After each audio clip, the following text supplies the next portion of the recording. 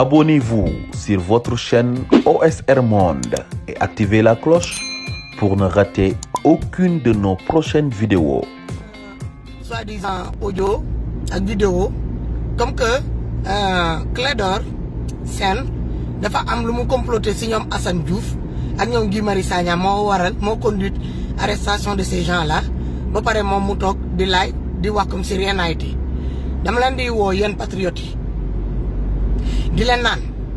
instant yi man comprendre naa leen ku ci nekk ak yéen ku ci nekk nag comprendre naa sa raisonnement parce que mbëggeel bi ñu am ci Ousmane Sonko ak injustice bi nga xamante ne moom lañ ko teg moo ñu yóbbu ñun émotion bi moo ñu jàpp fu mu nee nii mais ci biir émotion bi damay woo ku ci nekk nga ànd ak sa xel ngay xalaat bañ a wax wala bañ a def loo xamante ni dina yàqal ñëpp seen liggéey ñu def parce que ku ci nekk yaa ngi liggéey à ta façon di béy sawar à ta façon je me colle au cul là ce gars là merde alors yéen a ngi dëgg ku nekk yaa ngi béy sawar ak ta façon ku nekk yaa ngi def li nga mun di mobiliser di wax di sensibiliser donc bu ñu ñëw ba ñu egg ci fii presque cette dernière ligne de conduite bi ñu koy yàq sur des soi-disant maître kii ma ne maître astafurlah Clédor Sène man déglu naa audio yi ngeen ma yónnee ak vidéo Clédor Sène ma demaat ci page am ma déglu moom li mu diffusé foofu plus site internet bi récupéré affaire bi dugal ko j'ai vu que ni c'est la conversation de deux personnes yoo xamante ni dañoo foogoon ñoo bokkoon lu ñuy xeex déglu leen ma bu baax maître Clédor Sène ce fameux gars là ba mu décroché yéen a ngi dëgg wax ji kooku daa bokk ak maître Clédor Sène bi mu koy jël ci téléphone daa foogoon ñoo bokkoon benn affaire bi ñuy xeex mooy maanaam injustice bi ñuy teg nii Ousmane Sonko moo waroon mu doon wax ak moom wax ko ni ay affaire de stratégie yi ñu mettre en place di ko doon teg ay code mais déchiffré wul dara daf ko doon coytu dafa doon wax rek tegal ko ay code léegi le gars ngeen dëgg fa le nom de certaines personnes ci biiru audio bi man d'après man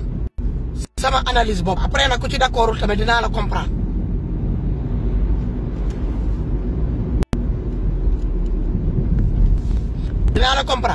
ngeen jëggal maa ngi ci yoon yi te instant yi ma comprendre am na ñoo xam ne bu ñuy dawal comme c'est pas possible mais naa jël tout le temps ci parking bi ma wax ak yéen même bu doon benn 5-10 minutes ma daal di coupé man sama analyse laa leen di wax de néew ma Clédor Sène dafa weex comme neige mais dama leen ne maître Clédor ku mu doon waxal noonu xale bu góor bu mu doon waxal noonu daa foogoon ni kooku moom ak kooku ñoo bokk camp parce que waa ji gis nañ ko mu dem kër Ousmane Sonko mu foto ak Ousmane Sonko ñu xam ko ci affaire de Ousmane Sonko donc jël lay waxal sama mbokku liveur yi may gis ngeen di def yenn post yi ngeen di yàkkamti di wax yenn yi ànd leen ak seen xel te ngeen bañ a jiital émotion te ñu xam ne que ne combat bi ñun yëpp ñoo ko bokk te bu ñu ne commencé di frustré Clédor dafa am ay nit yu ko bëgg di am ñi ko bëgg Ousmane kii Assane Diouf am ñi ko bëgg voilà donc ñooñu kuy ànd ak ñooñu wala ngay am information booy jàllale si tur ñooñu da ngay dem ak ay pincettes parce que man je vois mal Clédor Sène def ay communiqué def ay kii de presse ay communiqué de presse yi ñuy def fan yëpp ñu koy gis di ko dëgg te li mu wax noonu ci audio boobu ak vidéo boobu bi ngeen ma yónnee noonu seen bopp c'est la même chose mu wax ci communiqué de presse yooyu ñi jàppoon fan yële ba ci bàccu dem moo ci mujj ci waxin donc c'est la même chose loolu la wéet tamit wax ko nit ci téléphone mooy waajooju ko mu doon waxtaanal kooku bu génnee loolu cela veut dire que ne kooku moo bon du Clédor s'il vous plaît patriote ne tombez pas dans ces mots là te Clédor man gis naa mu bind que ni il est recherché cela veut dire qu'il est recherché au même titre que ñoom Guy Marius ñi ñu jàpp noonu xëy na moom moo ci mujjee peut-être jàpp nañ ko wala jàpp ko xaw mais soyez très vigilants nee na leen différentes méthodes de WhatsApp yi ngeen di créer Messenger di regrouper foofu di wax man bu ma sañoon da ngeen koy éviter pour le moment ku ci nekk nga xam li nga xam nga jël sa décision bopp. C'est mal garé mon grand. Ok. Comme.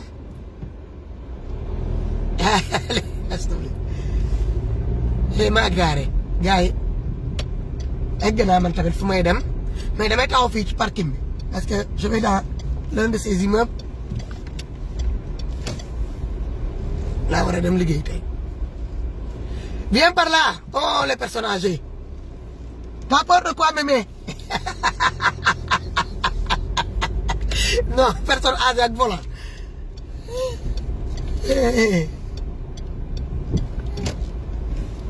Voilà.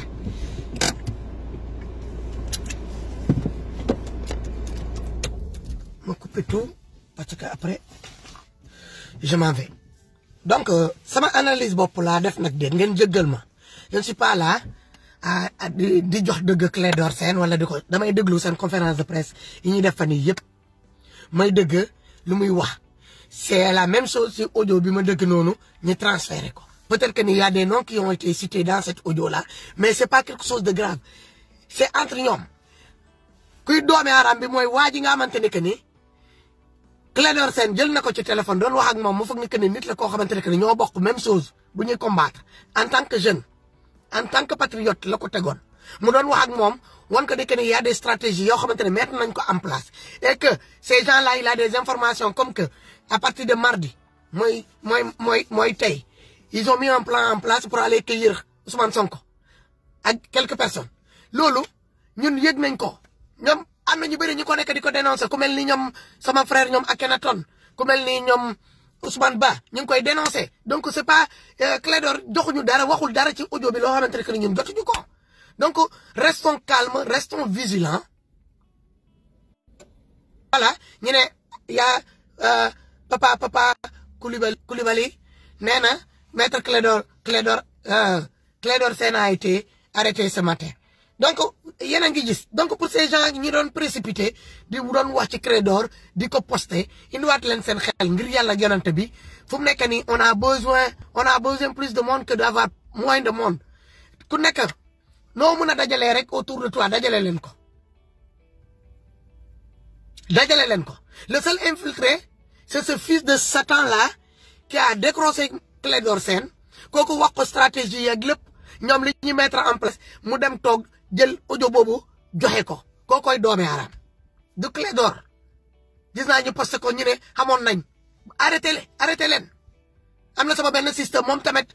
parfois elle va avec trop de l'émotion mi ngi ci affaire yi moom fu mu nekk nii kenn gisatul kenn dëggatul benn affaire bu ndaw rek mën nañ koo jël ñu transformer ko mu doon leneen s'il vous plaît nañu ànd ak suñu xel il faut pas que ces gens là di ñu manipuler ñun tamit ñuy daanu tout le temps dans leur piège s'il vous plaît dama leen koy ñaanaat encore une fois parce que li ngeen di def nii man mën naa ko def keneen mën na koo def mais toujours bu problème amee bu wax amee ah ñun dañuy jël suñu temps di analyser ni ngeen jotee ci audio bi ngeen jot ci vidéo yi noonu laa jotee ci audio yi même paraxuma dama ne teg may analyser ma jël audio boobu ngeen di doon wax ah ma jël loolu dem ci page Clédor déglu dem ci les différentes conférences de presse bi ñuy def fan yii jàll ma xool c'est la même chose Clédor Sène dawul ci waxam li mu wax noonu ci audio bi moom la wax tamit ci plateau de kii yi mu doon def may leen ma kii sama disque bi voilà contrôleur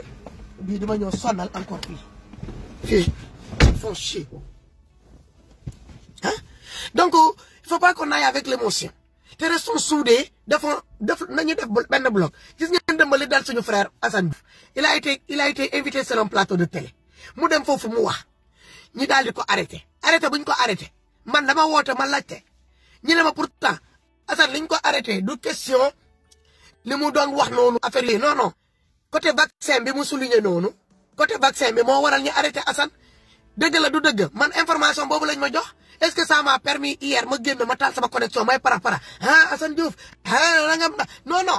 information boobu dëmb man bi ma déggee arrêté nañ ko dama woo benn policier buy liggéey foofu ma ne ko mon frère mu ne ma ne ko mon frère là mu ne ma effectivement mu ne ma il paraît que jàpp nañ ko mais man tey kiiwuma xëyuma mais am naa sama benn collègue bu fa nekk may ma quelques minutes ma woo ko ma laaj ko lan la après dinaa la dellu ma toog lu yàgg gisuma ko ma impatient ma woowaat ko mun ma sa reer il fallait que ma jot ko pour ma mun a lekk bi ma ko jotee balaa heure passé à table yooyu si la ma ne mu ne ma ah si il paraît que sa waay dañ ko invité woon ci benn plateau de télé mu wax fa ba wax di joxe ay di wax ni que ni bu kenn dem ñaxtu ay affaire yooyu moo waral affaire de vaccin bi sax lañ ko kii mais xam naa ni dañ ko jaarale ci affaire de vaccin pour mun koo teg loxo parce que le gars bi ñu koy bàyyi dañ ko interdit woon sax pour mu wax mais comme dafa dëgër bopp tamit muy wax ma ne ko Assane mënul wax mënul noppi il faut que mu wax. mënuñu koo teree wax même bu doon dañ koy dem di ko arrêté chaque minute il faut muy wax ma daal di coupé mu ne ma gars yi seen gars yi sénégalais yi ñi ànd ak Ousmane Sonko yéen ñi ànd ak Ousmane Sonko il faut ngeen contrôler waat bu baax ngeen xam kan ngeen di waxal actuellement ku ci nekk nga bàyyi xel surtout les gens qui ont des numéros de téléphone sénégalais ñi am numéro de WhatsApp sénégalais te di woote ci numéro téléphone sénégalais nañu bàyyi seen xel bu baax. ci seen numéro téléphone képp koo xamante ni que ne ràññee nañ la fës nga am nga tur te ñi xam la ci côté Ousmane Sonko nga xam ko nga bañ koo xamal ni que ne ton numéro de téléphone est mis en écoute ñu ngi lay xaar bu dee da ngay génn di wax di live di def t'es surveillé de près yaa xam t'es invité dans des différentes te éviter leen ces plateaux de télé pour le moment gis ngeen ne invitation la piège la ces différents plateaux de télé la piège la dama leen koy ñaan tamit bu dee mën na nekk. mes frères et sœurs patriotes yi bu dee yéen a ngi leen di invité yéen a ngi jot ay invitation pour ay plateau de télé man ni ñu leen di invité à distance noonu lañ may invité man j'ai des groupes médias là qui me sollicitent pour ne ma dañoo bëgg benn interview ma ak ñoom ñi nekk Sénégal man ma nekk fii ñi créé seen plateau yooyu comme ni ñu defee sama frère bi Kaliphone Sall dëmb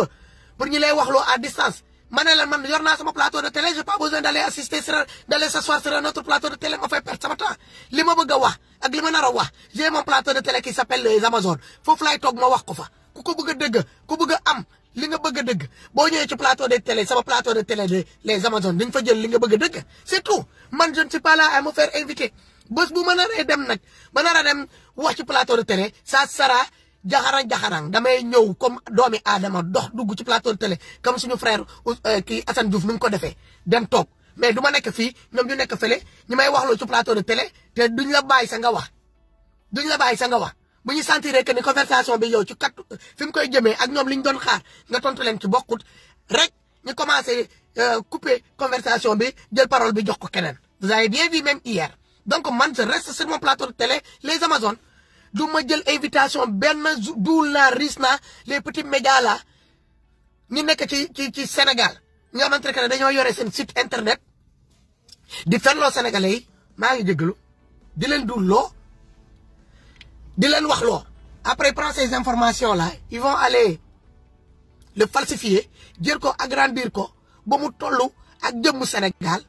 ñu sacrifier la il faut faire attention il y a de ces communications yoo xamante ni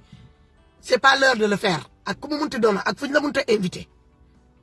vaccin yi ku koy wax te nga nekk en dehors du Sénégal mun nga koo wax tu peux te laisser aller sur les vaccins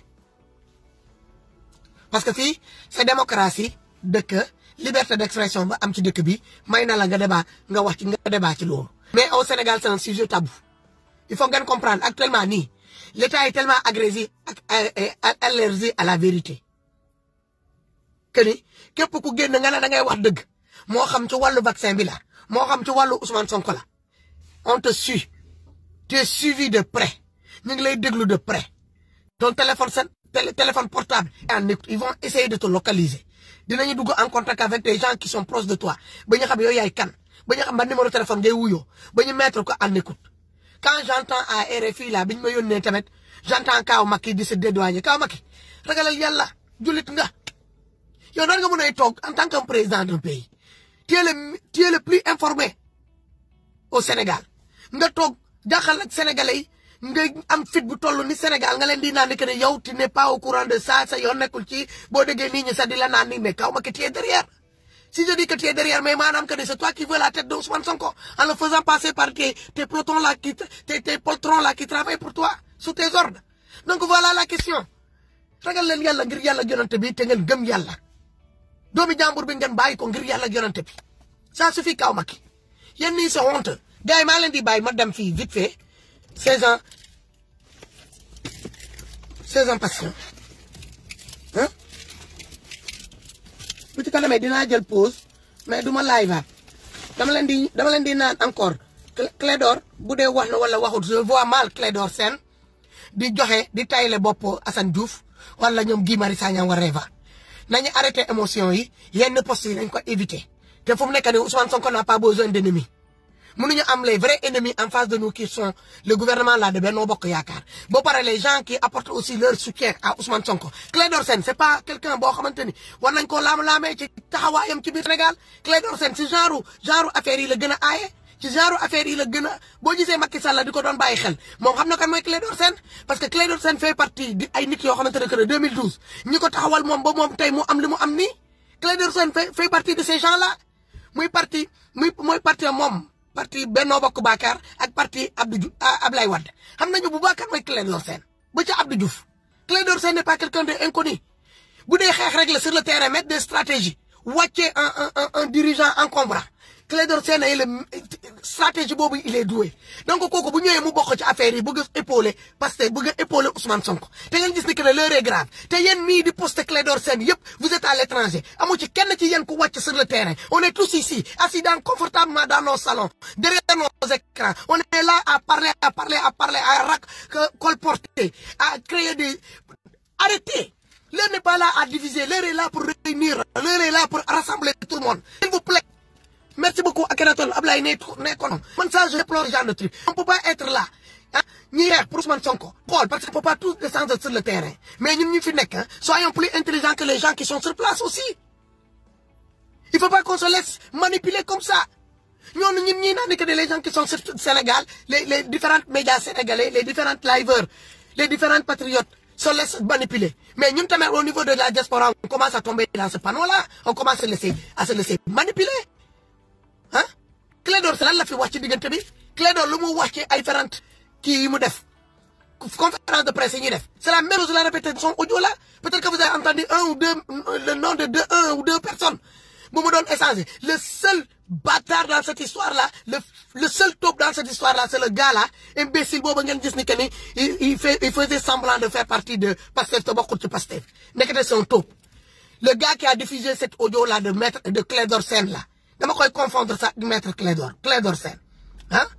voilà le imbécile qu'il faut mettre en quarantaine voilà le gars qu'il faut médiatiser boo leen di yoree ay photos ngeen bazarder ko ci Facebook bi ngeen vous le faites passer pour quelqu'un boo xamante ne c'est quelqu'un de inutile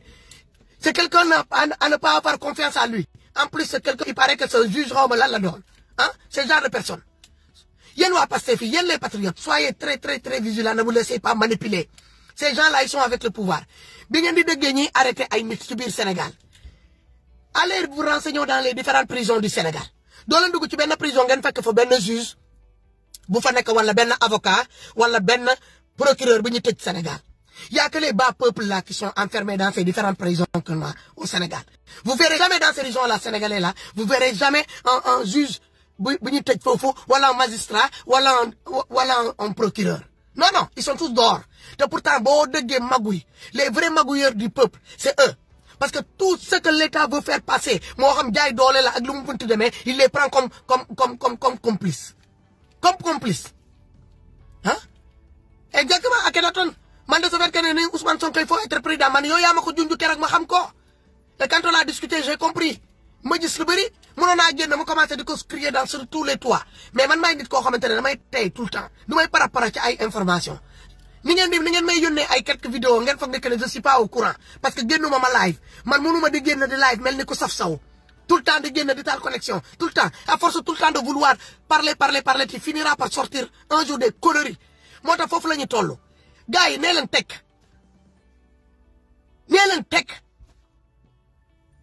ñun ni ñuy toogee fii à plus de 6000 kilomètres di analyser te dara wóoruñu ay information rek la ay écho rek la ñuy am ñi ciy taale connexion di ci wax nit yi nekk biir Pastef te ñi gën a ñoo jege affaire yi nekk ci buntu affaire yi ñoom ñi ngi jël seen temps di analyser di def le pour et le contre pour bañ a daanu ci yenn dérive yi di bañ a dugg ci yenn yi di bañ a dugal ñenn yi parce que fii ku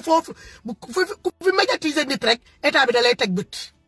bàyyi leen di citer ay nit ñi si seen différents postes yi surtout yéen mi ngeen xamante ne que vous êtes connus comme des liveurs aguerris pour ce parti-là qui est Pastef, des liveurs aguerris comme pour ce